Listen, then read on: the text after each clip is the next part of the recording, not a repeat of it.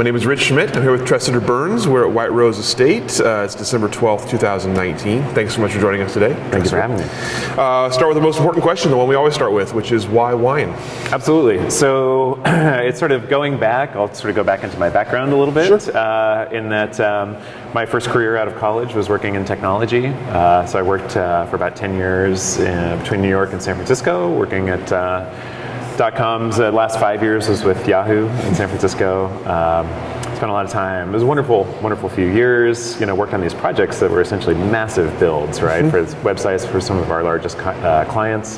Websites that were used by millions of people, but millions of people that I never got a chance to meet, right? And these websites sort of came and went. They're very ethereal in nature. So after a while, I think one of the appeals for wine was that it was something tangible, right? And that sort of opportunity to be able to share with family, friends, and ultimately our customers, something that I had made, to sort of take some enjoyment in that. Sure. And that I think there's something to be said for legacy as well. It's a product that you can sort of leave, and that years later people can open those bottles and sort of look back and think about you when you were making it, or sort of the process of making it. And I think that's actually something that's pretty important here at White Rose. We lost our winemaker last year, Hestus, and I think there's just a wonderful legacy that we have of these years of wines that he worked to make here, these beautiful wines that he was known for and that White Rose became known for. And then every time we crack those wines, we get a chance to think about Jesus, right? And then so that's sort of, there's something to be said for that sort of legacy. So when you were in tech, what was the bridge for you to start into wine? What was the cause? What did you do first? It's sort of a roundabout way, right? So I knew, after 10 years sitting in a cubicle, I knew that there had to be something out there, right? And there was an appeal to using my hands. I knew growing up that wine was somewhat of a special beverage. My parents were big into wine. I grew up in Oregon, on the Oregon coast. They would every year or so make their way down to California to purchase wine for the year, essentially. So they knew, I could tell that this was a venerated beverage, right? That there was something special about it.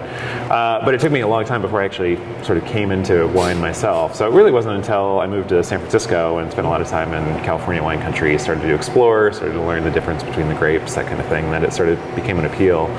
At the same time, sort of years removed from my years in Oregon, I'd been gone for about 15 years. Both of my parents were ill, and so I had the chance to move back home and sort of take care of them.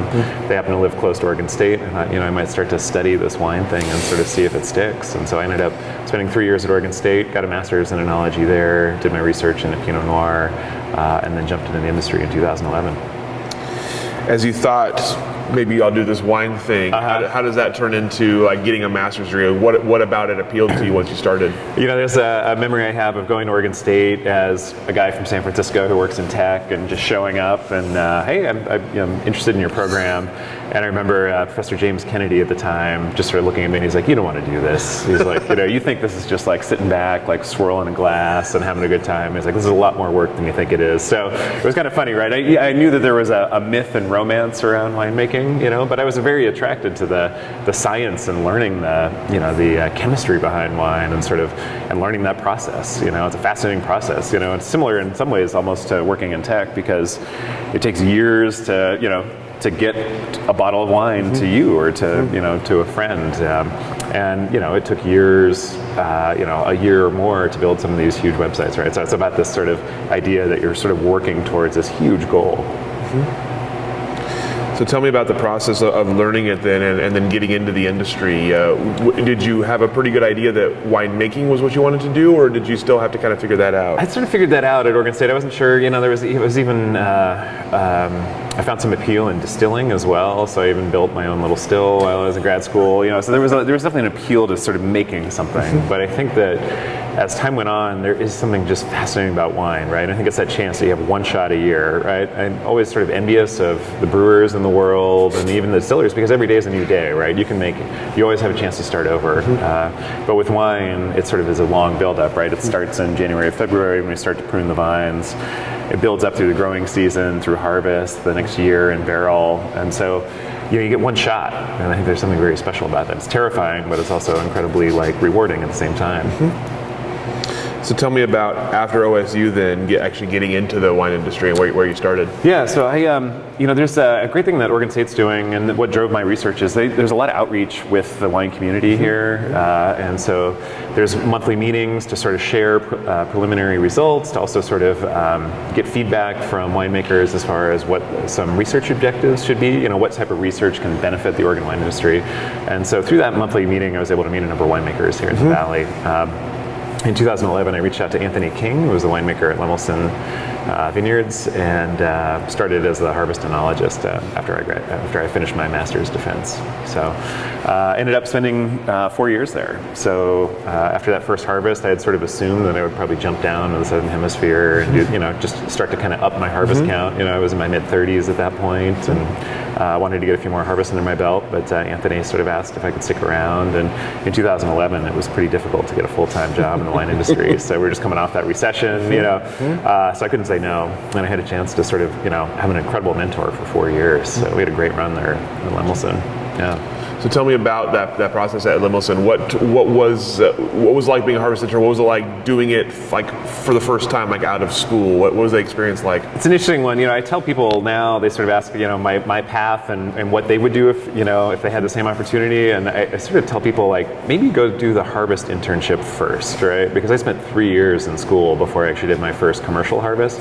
Had that harvest gone poorly, that would have been a pretty big bet to sort of lose out on, right? So I definitely tell folks, go do a harvest internship first, and that's easy, right? I always sort of have enjoyed hiring folks that don't have experience in wine, right? That there's something to be said for people that just work hard and that have no sort of preconceptions about how wine is made, and so you can teach those people, right? That's a teaching opportunity, and I love teaching and sharing knowledge during the harvest experience. So it's an easy opportunity to get. There's certainly always places to make wine without experience, and so I tell people do that, and then if you love it, stick with it, then go to school. But I sort of did it the backwards way. But I felt pretty confident that I'd made the right choice, and so it happened to work out.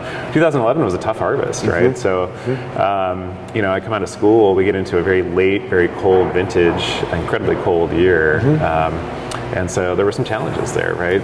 We had a small staff that year, just challenging conditions. Good morning, no worries. But it was a great harvest. I mean, we made some beautiful wines. These are wines I still just sort of treasure. I think anytime I see a flight of different vintages from different producers, I always am sort of gravitated towards 2011, 2010, those sort of old school, cold Oregon vintages. Like this year. So, yeah, well, yeah. And this is good. This is a great vintage. I'm bullish on 2019, right? So I think I like the kind of cooler vintages. They also tend to sort of require a little more work and focus in the winery. And I think there's something to be said for that, whether the reward is in the struggle, but I think it's really just the fact that those tougher vintages tend to make this sort of very beautiful Oregon Pinot. You mentioned Anthony King as being kind of a first mentor in the Yeah. industry. What did you learn from him? What did you learn at Lemelson that you kind of carried forward with you? So have you guys had a chance to talk with Anthony yet? Working on that. Okay, I would highly recommend that. So Anthony is an incredibly scientific, analytical person, just unbelievably intelligent, and wants to answer every possible question, right? So incredibly thorough. And then just an incredible artist, right? An incredible winemaker. So I learned a lot about focus, about technique, and about that sort of unrelenting sort of quest for betterment. I think that every year Anthony makes wine, he's challenging assumptions or trying new things, and I think that idea of that should be a sort of limitless pursuit, right? That ultimately, like, you're going to try your whole life to make the best wine you possibly can, and that you should always challenge your assumptions in that pursuit. It's very easy to get to a particular level and make a passable wine, and then just sort of hit cruise control maybe and sort of go on for a while. But I think that for a lot of us, there's an intellectual sort of pursuit here, and that we always want to see what we can do to make even better wine the next year, right? And that each year provides new challenges, so we should sort of meet them head on and sort of see what we can learn every vintage. So what happened? What's next after Lemelson? What's the next step for you? So it was pretty important for me to have a couple mentors. I wanted to make sure that when I got to a winemaking role that I felt fully prepared for that. And so after Lemelson, I actually moved over to Robert Britton's project in McMinnville and was the associate winemaker at Britton Vineyards for 4 years. So again, another great mentor. It's funny, both Robert and Anthony are UC Davis grads, sort of cut their teeth in the California wine industry before coming to Oregon. And I think it's something that we should there is a lot of lineage from California to Oregon, and that's not a bad thing necessarily, right? There's a lot of knowledge that can come up from the years of decades more experience there. So we shouldn't sort of reject that out of hand because we sort of have we're sort of given to an anti-California bias, right? But another wonderful mentor. I mean, Robert's an incredible winemaker. He's been doing this for 44 years now or something. So again, that sort of relentless pursuit. I mean, here 44 years in, still trying new things, still saying like, well, what if, So compare contrast them a little bit as you were kind of building your winemaking philosophy, kind of building your winemaking, like what you were going to do when you were on your own or when you did have your first role. Compare contrast for me a little bit Robert and Anthony and kind of like I said, what you took away from them and what you brought as part of your own. It's interesting, I think that one thing you learn is you sort of experience different methods, and it's great for especially like harvest interns to go to different cellars and sort of compare and contrast. You just sort of learn like what wine can take in some ways, right? So is it more oxygen, less oxygen, sort of different approaches, right? And where's your comfort zone in those? Are you comfortable using more oxygen or less oxygen, more oak, less oak, more élevage, less élevage time, right? So you sort of learn a little bit about sort of where you get in a comfortable zone there. They weren't too unalike or dissimilar, but there are just minor differences in approach, right? And so, but both of them were incredibly thorough, right? So we spent a lot of time analyzing, tasting, blending, those kind of things I think are very important, right? And then, interestingly, I think that time we spend blending, we're looking at incredibly minute differences so that we do a lot of side-by-side comparisons that the consumer will never see and would be happy with either of those, but that we need to make sure that we are creating the wine that we're the most satisfied with. So as you got out of school and into the actual industry, tell me something that might have surprised you coming from the kind of educational background into the actual doing. Was there something about the process, about winemaking, or about the year that surprised you? Well, it's interesting. One thing I really respected and sort of I still talk about with the Oregon State program is that it's clearly not the sort of theoretical powerhouse that Davis is, right? It's not generating quite the same amount of research, and I think that the UC Davis students I've worked with, I've always been quite jealous of the theoretical background they've had, but what I loved about Oregon State was that you got a great practical background. So because that winemaking is part of the food and fermentation sciences program, you have that opportunity to make wine, but you also have the opportunity to make beer. There's now a distillation option. You can also make bread in a bread lab. There's all these incredible opportunities to work in a production environment. And so we really took advantage of those. We'd make cheese on the weekends, we'd make bread on the weekends, we'd make beer on the weekends, so that you kind of came out of that program, I think, with a pretty hands-on knowledge, and that's incredibly important. So while there's some scaling, right, you sort of learn a little bit about the scaling of winemaking, that the Oregon State education sort of really gives you a good sense of what it's going to take to do a harvest. So I didn't feel too surprised there. But the real challenge is just in 2011, we're just trying to get things right? And then sort of learning about what can happen. We had some high elevation vineyards that were giving us clusters that were see-through, just translucent. There just was not enough color production that year, but that we made these beautiful wines, So it took a while, and those wines were really nervous and tightly coiled when we released them, and people weren't necessarily jazzed about the 2011s, but they're awesome, right? And those are the wines that I seek out now, so. Tell me a little bit more about that. I'm just curious, since that was such an interesting harvest, such an interesting, tough harvest, what did you learn that you could do with grapes like that? It's funny. 2011 was a good example. I think 2013 as well, that this idea that, I think just 2013, after the rains, when we had fruit that was just completely compromised and completely fallen apart in the vineyard. Fruit flies. These clusters were coming in onto the sorting table, and they already had problems, right? They already had vinegar volatility, that sort of thing. But it sort of made us focus. We sort of eliminated cold soak in some areas, got our fermentations going quickly, hot. We sort of changed our winemaking a little bit, learned a lot during that harvest, and in the end, the wines were beautiful. And so I think what it told me, or sort of, I think the lesson was that we happen to be in a place that is perfect for growing Pinot Noir, right? So that even in the worst of times, we can still create good wines, which is not to say that every wine, every Oregon Pinot from 2013 was great, but that there were a lot of beautiful, great wines from that vintage. And 2011, same thing. So, struggling to get to ripeness, everything seems green, these kind of things, but we ended up making these beautiful, and they were fairly ethereal after a while, wines. So that, I think it just says something about sort of, this is just divine ground for Pinot Noir production. So tell me about describe your winemaking philosophy for me, and what it maybe was when you thought it was going to be, and maybe what it is now. Yeah, it's funny. I think that when I left tech and sort of project management, I thought that I would sort of leave that world forever. But that, of course, winemaking is really a lot more logistical in nature than I thought. So, and especially at a project like Robert's, where we had 5 clients under one roof, we were doing lots of small lot winemaking. It was just a logistical slog. We'd have something on order of about 130 fermentations a season, right? That's a lot to keep track of. So, it was sort of the logistics part has been sort of interesting, in that ultimately this is sort of project management, right? But the other parts of it, I think understanding it from a scientific perspective, being vigilant, analyzing frequently, monitoring your fermentations, your barrel aging, that sort of thing. Those are sort of, I think, self-evident maybe that those need to be done. So I think that's just, and then sort of taste and evaluate frequently, right? So, and those things always sound better than they really are, right?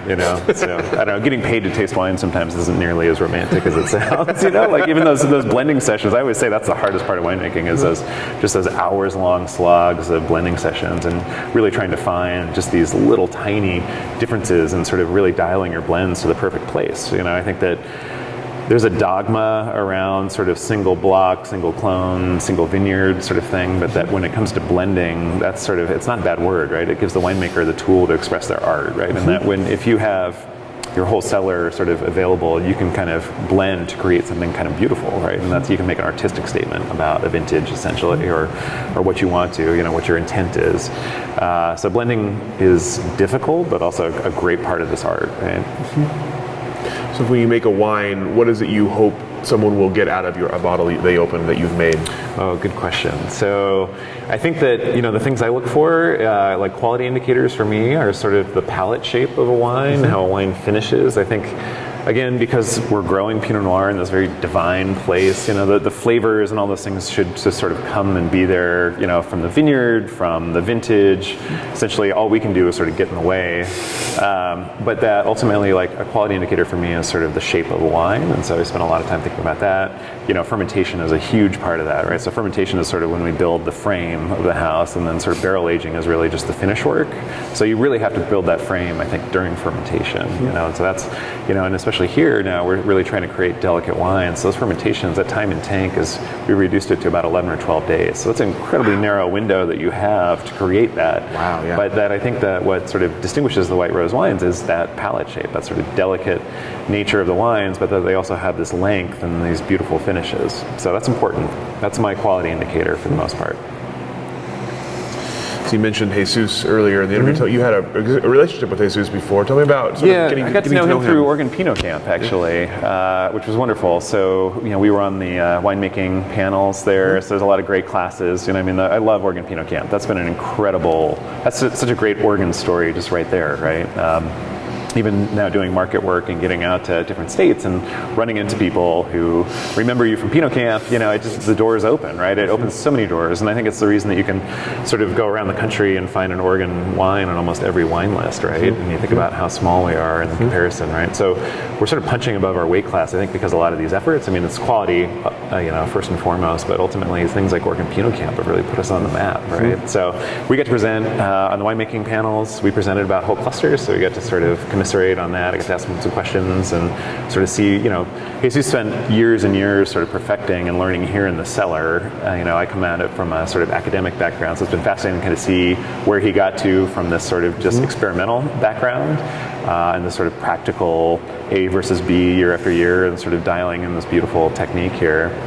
And then trying to understand that really from my background and understand it from a chemistry perspective, that kind of thing. People write whole cluster. Obviously, White Rose, whole cluster, Jesus. That's like a big thing for White Rose and for Jesus. Tell me what it is about whole cluster, what it does, and why it's important to hear. So I think a couple things. One is structure. So you're bringing in stem tannin. So having 100% whole cluster, you've got a lot of stem in there, and you're bringing a different type of tannin, and so you have a chance to sort of change that palate shape with the whole cluster.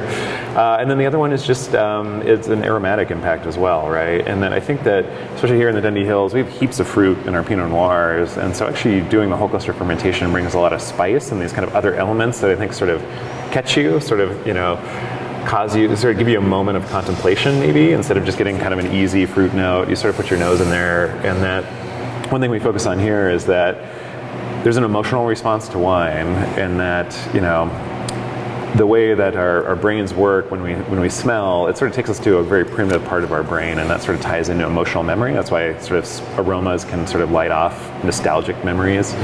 So by using whole cluster, I think the idea is that we've got a fair bit of spice and these other things that sort of cause you to just take that moment's pause, and that can light off some of those memories, right? And so that does sort of fire off that emotional response, right? So getting to the point where you can sort of take a glass and put your nose in it and list off 10 different aroma descriptors, that takes a long time. That's a lot of practice, because you have to sort of build that wiring to get from this particular smell to this particular word, but that everyone has a response to wine from an emotional perspective, right? They don't require any sort of training or any sort of lexicon around wine to enjoy it or to know that it sort of makes them feel a particular way.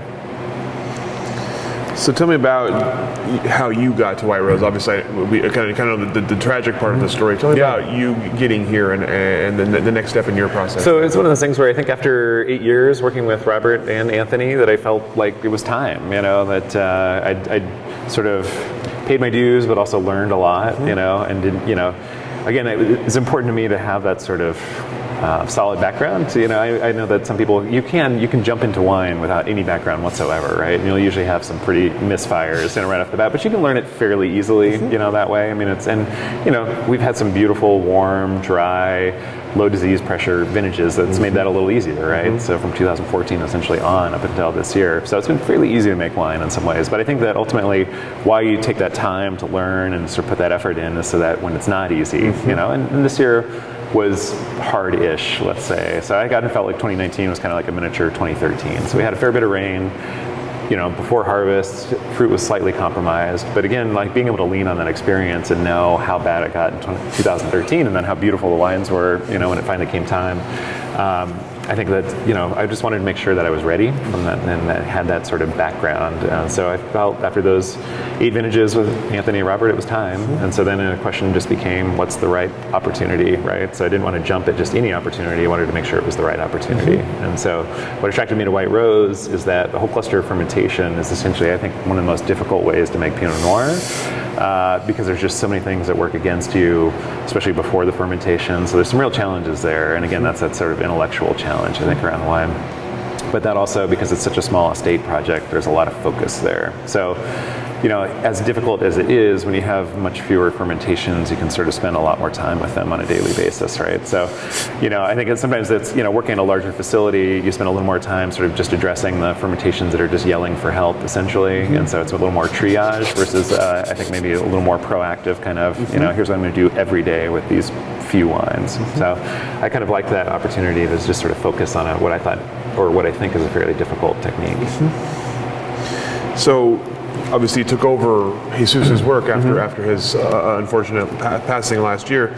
Tell me about how you balance sort of trying to feed his legacy and see his wines through versus what you feel like you need to do going forward. Yeah, absolutely. So, I think a big part of it is just always talk about Jesus, right? I think that, we always, and with lost family members, friends, I think that we can always, we can honor them just by talking about them, right? And I think that's an important thing to do just in general. But it's a great opportunity here because I still have lots of his wines, and so I can share those wines, talk about Jesus making these wines, and so that's incredibly important. So that's that legacy piece, I think. Like, let's talk about why Jesus did what he did with this particular bottle, what he might have been thinking, that kind of thing. So I think that's great, right? Like, talk about that legacy, and then also honor it by, continuing on this process. So I think that when people ask me what we're going to change style-wise here, I mean, we've created a technique that's beautiful. So I'm doing minor adjustments, right? And I have no sense of like ego where I need to like stamp a huge change to say like I'm here, this is my wine, right? I actually want to try and keep, really sort of honor the style that we've created here and just try to make sure that we make it as well as we can, right? So tiny adjustments, but I don't think you'll notice a huge change from winemaker to winemaker. So, and that's fine. Does it add any pressure to you? Do you feel added pressure taking over for someone who was as highly thought of? Of course, yeah, absolutely. And that's but I think every opportunity should terrify you just a little bit, right? So that's a challenge, right? So challenges are good things. But yeah, I think it's mostly important to me just to honor Hestus, right? And to not feel that I need to sort of like push him to the side or forget about and to just freely talk about him and sort of.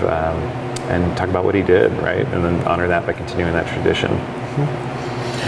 So what do you see as you look ahead for White Rose? Now you're almost a year in here, coming up on your first sort of full vintage here. What do you see as you look down the road for yourself and the project here? So it's an interesting one. I think that we've had a pretty challenging year between losing Hestus, and we actually had a fire that took out our offices, our where essentially the barn where we housed all our equipment. So we actually lost all of Hestus's notes, the records. We had a hard reset this year. It's been a really hard year, right?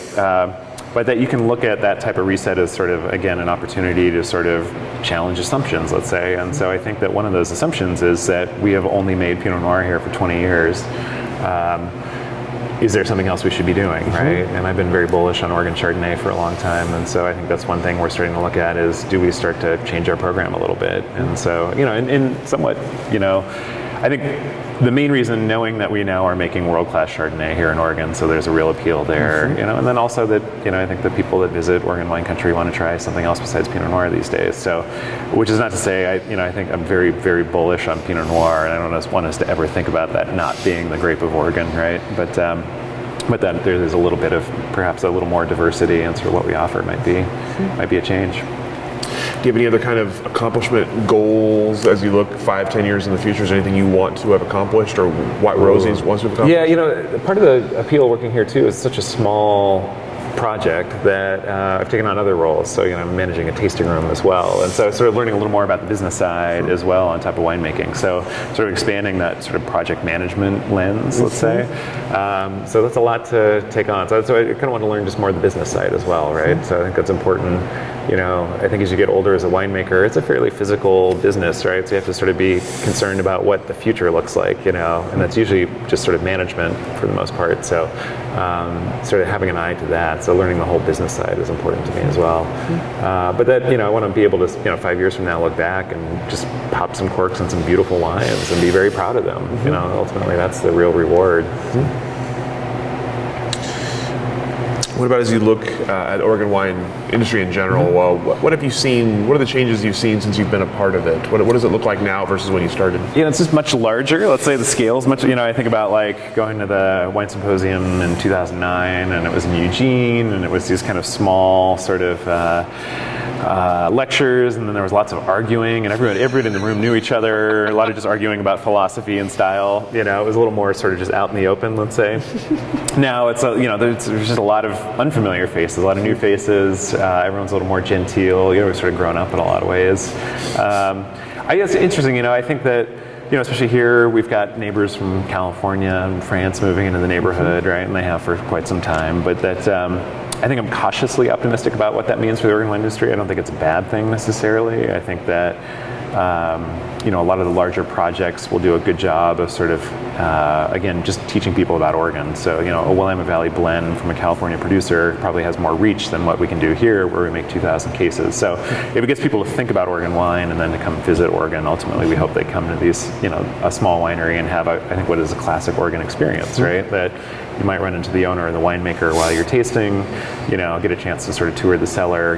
That's kind of, there's something nice about that sort of very sort of, this is kind of a bucolic area with farmers running these tiny businesses, right? But that is going to change. And I think that, it's also, you want to be, I think, sort of look to the south, look to Sonoma, think about where they were 30 years ago or something. That might sort of give us some ideas about how things are going to change here, right?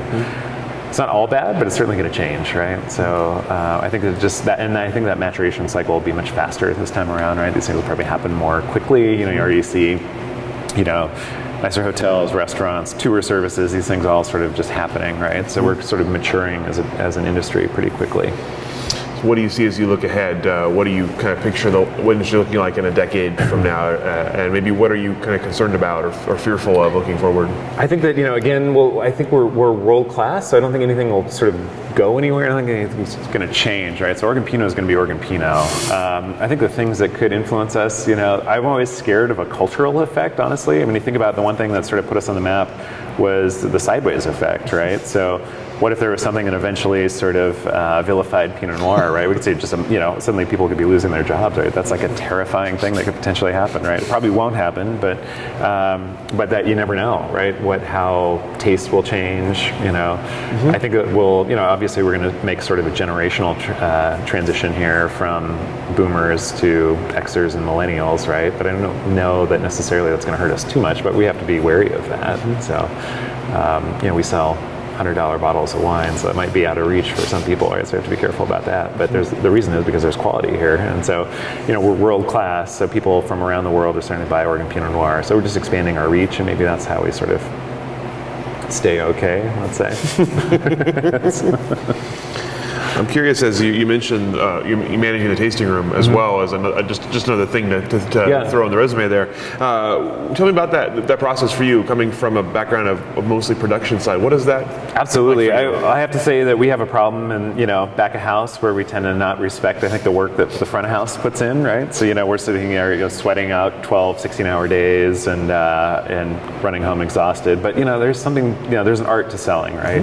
And that I think I've really gained that appreciation for what front of house does and how important that is, especially these days, because there are so many more tasting rooms, right? You have so many more options. So it's a challenge, right? Having the same conversation about wine a number of times can really be a drag sometimes. So I really do respect the ability of folks to sell our wines. I've come around on that quite a bit. So I think there's a kind of trap we fall into on the winemaking side of like, I made a great wine and it'll sell itself, right? But that's doesn't always happen, right? We've got millions of cases of Oregon wine out there now, so it has to be more than just I made a great wine, right? So, a lot of this is story driven now. I mean, we talked about social media earlier. You think about sort of wineries sort of getting a little more wise about social media, So selling is huge, right? Telling the story, and that's ultimately we have this chance. I mean, you're going to collect wonderful stories about Oregon wine, right? And that's a powerful draw for people. So story is important. Experience is important. We focus on a great experience here, so it's very cozy, sort of welcoming atmosphere here. And then we just start a conversation. So we don't sort of sit down and just like, here's 10 descriptors of what you're going to smell in this glass. We have a conversation about why we made this wine, how we think it might make you feel, but tell us how and if you want to get into the weeds of, the pH, all these different, technical details, we'll get there, but let's just have a conversation about wine and enjoy wine together. You mentioned the changing generations there. Do you feel like wine consumers are asking different questions than they were before, or looking for different things from you as a winemaker / seller? Question. Yeah, I don't know. I know that sort of that thought exists out there. That story is much more important than it used to be. But I still think I see we see a pretty broad swath of ages. And I feel like those conversations are not fundamentally different generation to generation, right? So if you're 75 and you've been drinking wine for 45 years or something, and if you're 30 and still, you're finally getting a little bit of money to spend on wine, the conversation is not too different, honestly. And so I'm not sure that I'm buying the generational schisms, let's say, but that ultimately, like the people that come here, they're attracted to the culture of wine, right? So it usually means that they like food, they like wine, and usually that sort of I think sort of grows out to like a general worldview, right? So it's sort of curiosity about the world outside of what you know, right? And that's what I love about the wine industry, right? Is that it brings a lot of people with that same worldview together, right? So there's a lot of cultural sort of sharing here. Think about Oregon these days. Over the last few years especially, huge demand for people from other countries to come here and work harvest with us. So a lot more international flavor in our harvest crews. Last year at Britain, 3 of the 4 interns we had were from other countries. So we had a girl from Bordeaux, and 2 gentlemen from Australia and New Zealand, right? So there's a lot of demand to get here. I saw a lot of Italian, French, German, and South African interns roll through here during harvest while they were just out tasting and learning more about Oregon. So, then you go to the Bitter Monk and you're hearing people speak in French or German, whatever it is. There's just a lot more going on, I think, from the world outside, right? Mm-hmm. So here we are in our tiny little Oregon town. And I grew up in Oregon in very small towns. So I have a certain expectation for what you should get from a cultural perspective from a small Oregon town. And here you are in McMinnville, and it's this wonderful crossroads, right? And that there are people from outside of the world, and that so many folks in the wine industry have backgrounds in food or these sorts of things. Just so many different industries. So we're focused on this kind of wonderful cultural exchange of food, wine, all these different things. So that's important to me. And I think it's a great part of McMinnville, right? That's what's made it such an interesting place to live. Absolutely. Well, that's all the questions that I have for you today. Is there anything I should have asked that I didn't? Anything we didn't cover? No, I think that's, I think the other great thing, it's funny, I thought about it earlier when I was talking about just, Pinot Noir, whether that's the grape we should be growing or not. I mean, ultimately it is, because we know that this is a world-class place, but that doesn't mean that we're not, there aren't, you're sort of free from constraint, right? There's so many different ways to make it. I think that's what we celebrate a lot. It's just that, we're making a lot of different expressions of Oregon Pinot. We're still just learning about our sites and where, how, certain sites express, whether they're right for this particular clone of Pinot or, so there's still so much to learn that it's, I think we're still decades out, right? So we know it's Pinot Noir. We're going to explore other grapes. There's going to be all kinds of esoteric varieties planted, and that's fine. But that ultimately, we've set out on this path to find out what Oregon can do with Pinot Noir, and we still have lots of questions to answer, right? So, and I think that the great thing is that that conversation is happening very freely, right? So that's the other great part about Oregon, and we always talk about it. I'm sure you'll hear it a million times in these interviews, is that we spend a lot of time sharing technique with each other, sharing results of experiments, tasting with each other, being very open about what we're doing so that we can all kind of get better together, and I think that's pretty important. So I don't know that it's going to necessarily change as the market changes and as we sort of have these outside influences, but I do kind of worry that we might lose a little of that as the market matures and becomes more competitive. I hope that we can kind of remember that we're all in this together and be very open with each other still and sharing process, technique, that kind of thing. You mentioned all the newcomers from California, from France. We obviously hear a lot about them in our interviews. Yep. How is that integration going in terms of, is it still that kind of collaborative with the kind of big money coming in? Yeah, to their credit, I think that a lot of the folks that are coming to Oregon are respecting the Oregon way, let's say. So I think that, even, and I have friends working at companies that are California owned now, and to their credit, they're making more money and they're getting better benefits, right? So it's not all bad. But that my only worry is, I think that, it's just part of this, how things are changing, is that, it used to be in Oregon, you could be a kind of a tiny little label. You didn't need a vineyard. You really didn't even need barely a production facility. You just needed a couple of necro bins. You could go from there, and you should get some pretty pristine fruit from very special places. I think that as some of these top tier vineyards are purchased, the walls are going to go up, right? And so those sources aren't available. So we don't squeeze out the really tiny producers with that. It just means less access to really good vineyards, and you can't fake that, right? So once that vineyard's offline, it's gone, right? So you can't fake it by just going to somewhere slightly close to that or whatever. So I worry about sort of the small guy and the ability to get, fruit from essentially top tier Oregon vineyards, right? So that's a minor concern in some ways, I guess, but it's going to change, right? So the walls will go up around some of the best vineyards in Oregon, and that happens. Well, thank you so much for your time today. Yeah, of course. For sharing your stories and your thoughts. Yeah. And we'll go ahead and let you off the hook. Great. Thank you very much.